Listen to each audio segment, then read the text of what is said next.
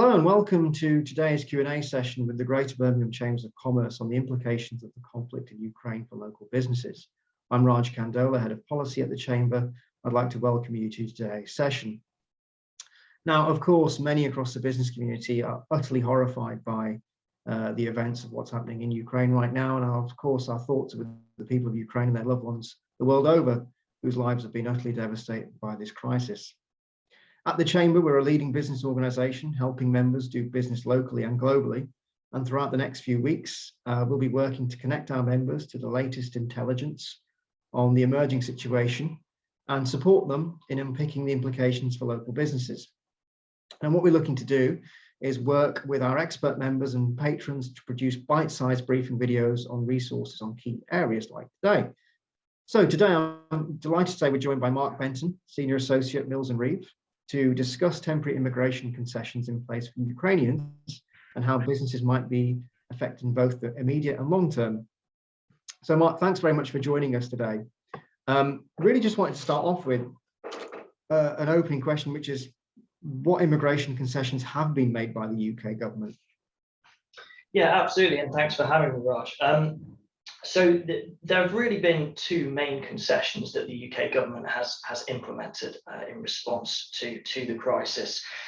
Both concessions apply for Ukrainian nationals and indeed their immediate family members, and both require said Ukrainian nationals to have been living in Ukraine on the 1st of January this year or immediately prior to the 1st of January this year. And the two concessions are the Ukrainian Family Scheme visa and the Homes for Ukraine scheme. And they do differ in terms of their purpose and their application. The Ukraine Family Scheme visa is for those individuals who have a family member based in the UK already. And so, for example, if a British citizen or an individual who holds indefinite leave to remain in the UK has family members who are Ukrainian, who have been in Ukraine, they can essentially sponsor their family members and bring them over here under that scheme. Now, rather helpfully, that scheme has been extended in its scope. So initially it was just for immediate family members. It's now for extended family members as well. So we're talking about any kind of partner, spouse, civil partner, children, parents, grandparents, nieces, nephews, aunts, uncles, really the full scope of relationships there, meaning this is quite a useful scheme.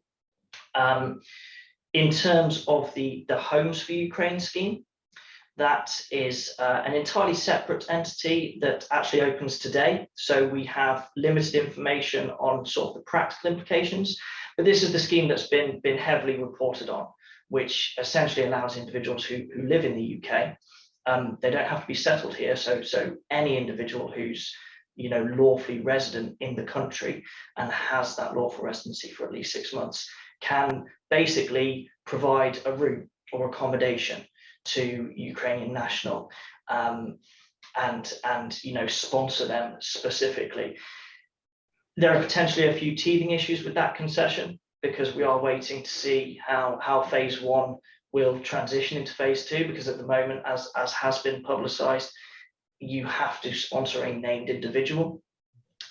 So potentially difficult for businesses to get involved in that at this stage.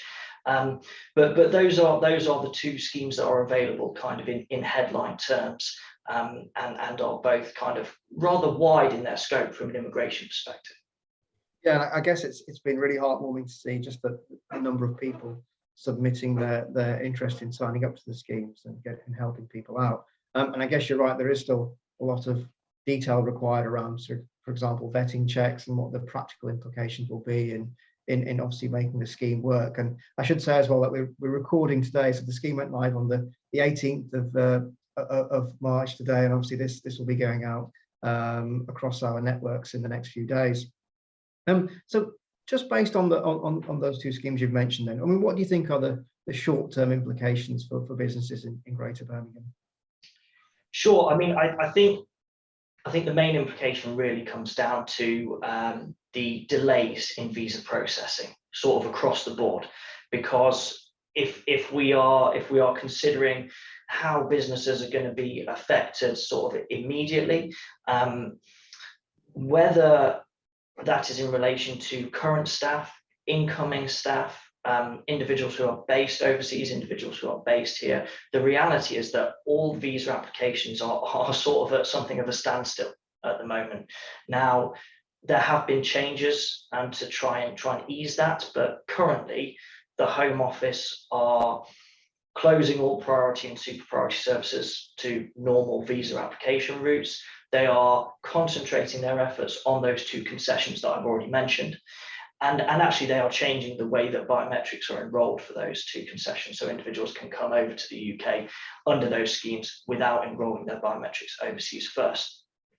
So that's sort of the context, but the impact of that is that individuals who are applying for a visa, and this is specifically relevant for skilled workers and businesses who are obviously sponsoring skilled worker visas, we are going to see a significant delay in actually how long those visas take to be processed.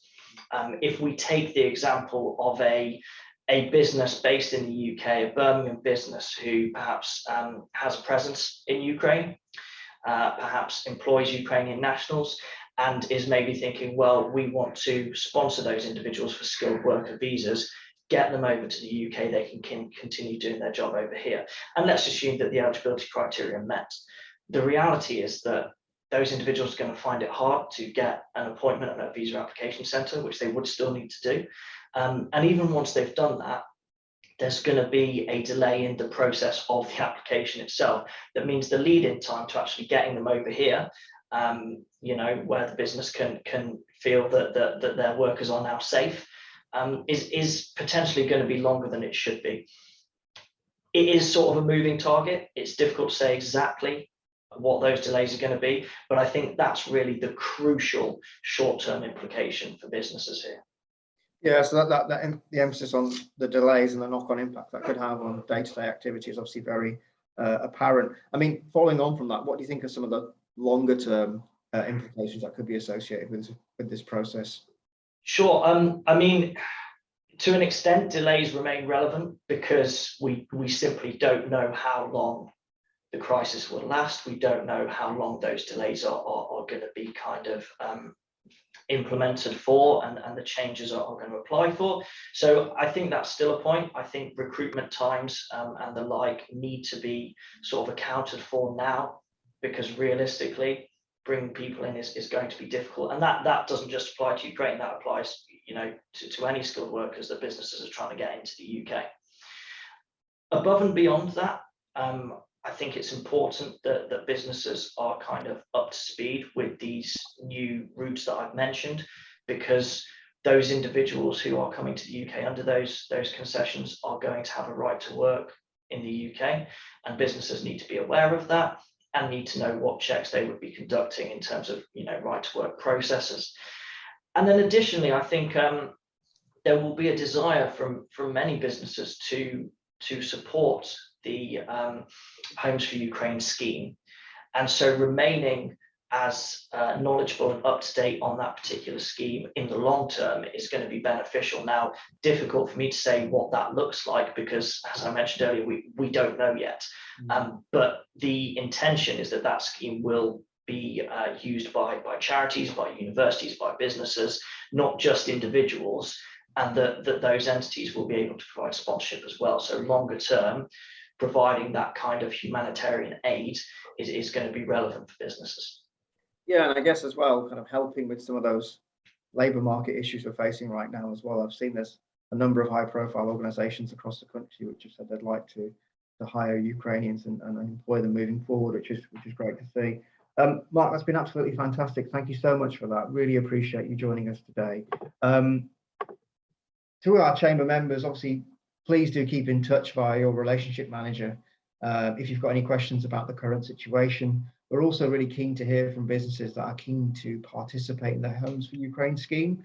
So you'll see a link on the article which is associated and attached to this Q&A session. Please do read the article. Please do click on the link for more information, and happy to answer any questions moving forward. But thanks very much, everyone. Hope to see you again soon. Thank you.